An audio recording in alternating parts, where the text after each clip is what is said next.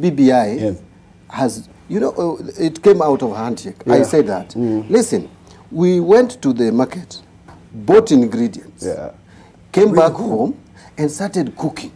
Then when the food is just about to be ready, then Moses Kuria and his team, which have scandalized the BBI process from the word go, they now come and want to spoil the soup. We cannot allow it. This BBI for the whole Kenya. We cannot allow it. No, but we are. You go to but we cannot allow it. We cannot allow Tangatanga. In Kenya, it's for all of us. The Tangatanga group cannot be allowed to spoil this soup. And you know what you want to do. Gentlemen, can you be more? Can I tell you what these guys want to do? These guys bring BBI is here. They want to bring poison to the food. Now when Kenyans will be suffering, they will blame us. If this was starting a process, your interpretation of the kitchen. If this food is personal property. No, you can't interpret it. If this food is personal property, spare, I agree with John Buddy. If it's for the whole country, by the way, Hakuna ati mwenye BBI, tumesema BBI is for all of us. Mukata tutaingia huko ndani. Tutaongelea. There's a question. Yes. It's a simple thing. Too many cooks spoil the broth. Moses, there's a question for you here from Raila Odinga Jr. Really? Yes. He says you should be clear on which BBI we're discussing. The Naivasha BBI or the real BBI. It's either you're presenting your views to the BBI because it's an open process, or you're just running a parallel BBI. You know, my very good friend, I know, Junior asked me this question. So I told he's already asked it to you. Okay. Even yesterday, and I answered him. I told him, where your father took the report he got from Mombasa is where we'll take ours. No, yours will not go anywhere. Let me tell you. Let me tell you. I can tell you this is out of order completely. You know, look at rules. His father received the report in Mombasa. Where is he taking it for him to ask me where I'm taking mine? But same place his father is taking it. Answer the question without getting personal. Who is Raila Odinga Jr. to ask me that question? Come on. Okay. He's a Kenyan. What? You represent. So where is his father? Where is his father taking his report? For you to ask me, where are you holding me on a higher bar? By the way, Moses Kuria, that is where you get it wrong. Exactly. Raila Odinga Jr. only shares name with Raila. He's a Kenyan. Yes. He has his mind. An adult of sound mind. Right. Okay. And he can I'll start getting contribute. Yes. All right, gentlemen, who said what for the week? Let's take a look. Honestly speaking, however bad I might look politically or otherwise, or whatever people should think, but honestly speaking, I should be given justice. All right. As we conclude, that's a process. It's a quasi-judicial process, right? What's going on at the Senate? So we may not discuss it into details. Throw the question back to him. Did he give justice to the people of Kiambu? Okay. Demand for justice. Okay. This is very interesting. From Mutemi Bonoko, he says, at least we know what is in the Naivasha BBI, what was discussed, what Murkomen said about the parallel rallies and so. We don't know what's inside the real BBI. Do we? The real BBI is here. You know, the problem I think the concern imagination. Is reading. These things are not available. Even before this report came out, yes, the same conspiracy theories like Moses Kuria and that other gentleman were talking about a report. In fact, even a few hours to the release of this report, we had so many versions of BBI. Yeah, so many. When it came out, everyone is saying, oh, so it is just as good as it.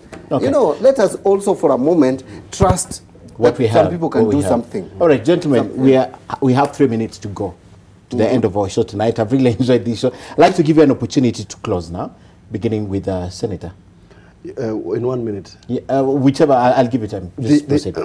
I think the task force had vision where we would create an umbrella, an umbrella of sorts, maybe a wipe umbrella, where we would put everybody under that umbrella and move this cause forward. I think the wisdom of all of us leaders, John Buddy being one of them, Moses Kuria, in finding a solution where we can move this process in such a way that we achieve consensus and leave contentious issues for the public, but we guide them into a process where eventually this document is not owned by Moses Kuria, is not owned by me, or is not owned by Mbadi or parties, is owned by Kenyans. The 2010 Constitution, I don't think there's anybody who takes credit for it.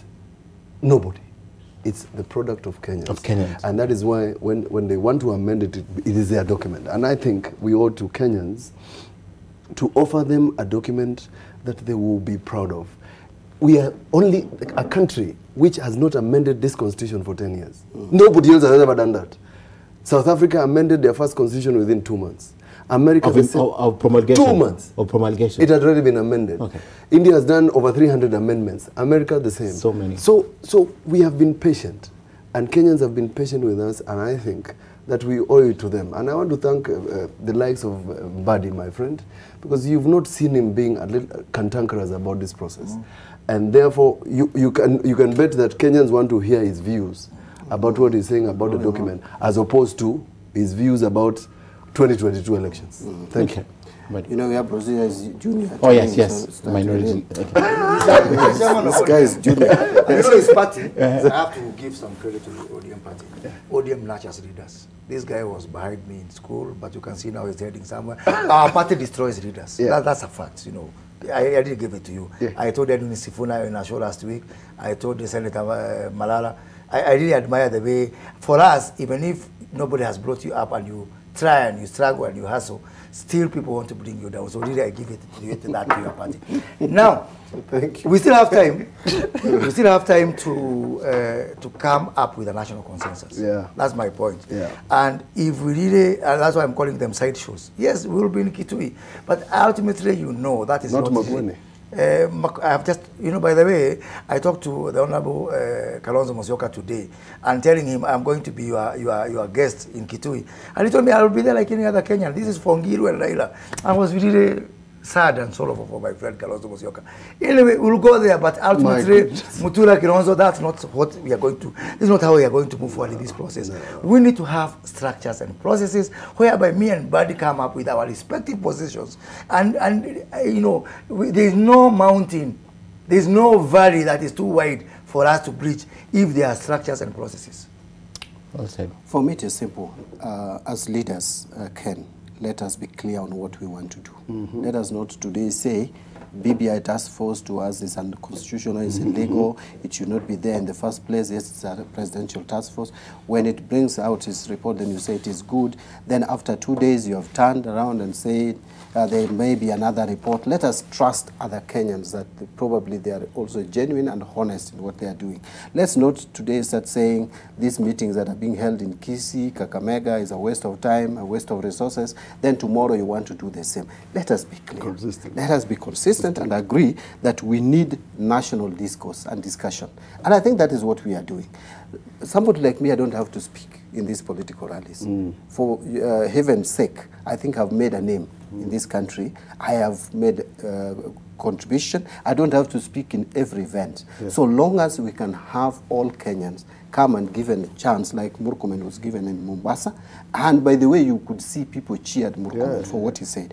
How I wish that Kuria comes to Kitui, not to laugh at us, but to participate in that process. And so that, by the way, I can even relinquish, if I was to be given chance, and Moses is not given, it to Moses. And give it my chance, because everybody knows my stand, so that he can make a contribution. He can also question some of the provisions in this document, so that the Haji team could listen and incorporate it, produce a report that is not going to be divisive, so that even the election become very cheap. You know, if this process is not divisive, if we don't have protagonists, we may have a very cheap election because it will just be an endorsement. It's like a rubber stamp. Everybody is in agreement. You don't even have to have so many agents all over the place and go to UK to print ballot boxes and ballot papers. And we could do it here. In France. Yes, we could do it here. We could have government printers print the ballot paper, and it becomes very cheap. Nakuru, 8th of February. You know, you can't be a prodigal. This is a problem. You know, I told you are a prodigal son. When you are a prodigal son, all of the a prodigal son does not have any conditions. John Buddy, my friend. Now see now. My friend. Kenya. So yours is okay, ours is not okay. No, gentlemen. Kenya, all of us. You have no more rights than we have. No, Moses. That's true. Let's do the last part of the show. And 10 years ago to the week, Prime Minister Raila Odinga then got the news that he will be paid after working 9 months straight without pay. Now tonight we look back at that period and the intrigues that surrounded the pay dispute. Now the date was January 26th, 2010. The headline, Prime Minister without salary. Prime Minister Raila Odinga has worked, that's how it was quoted, for 9 months without pay, following a dispute in top government administrative circles over his salary scale. Now, the nation revealed then that the embarrassing situation is also being blamed on failure by the members of parliament to give directions on the trappings of the Prime Minister's office, which was created at the formation of the Grand Coalition government in 2009. Now, the controversy of Odinga's salary revolved around two things and two schools of thoughts. That is the government one which recommended that this pay should be equal to that of the Vice President, Kalonzo Musyoka, and another school of thought that said that, or proposed that the PM's pay should be pegged on the President's. Now, during that period, you're wondering how he survived. Odinga was paid as Langata Member of Parliament, and he also drew allowances as a cabinet minister. And that's a good place to end tonight's show. Thank you so much for watching our program tonight. To correct, it must have been 26 January 2009. Yeah. Yes, 2009. Yes, not 2010. Yeah. Not 2010, yes. 1 year before that, 2009, yes, a correction taken. Thank you, gentlemen, for coming and sharing your perspective. And I hope you will hold one big rally on the 22nd. Or on the 8th, whichever it is. Or whichever it is. To have a rally on 22nd. On 22nd, or the 8th. No. Goodwill. But by the way, the BBI task force has recommended that make as many forums as you can and ask us to come, send the experts to come and talk. But one BBI. Gentlemen, I can't go back to this. Thank you, Senator. Thank you. And thank you for coming for the show. Next week, same place, same time. And I'm back on Thursday evening on NTV Tonight. Have a good night.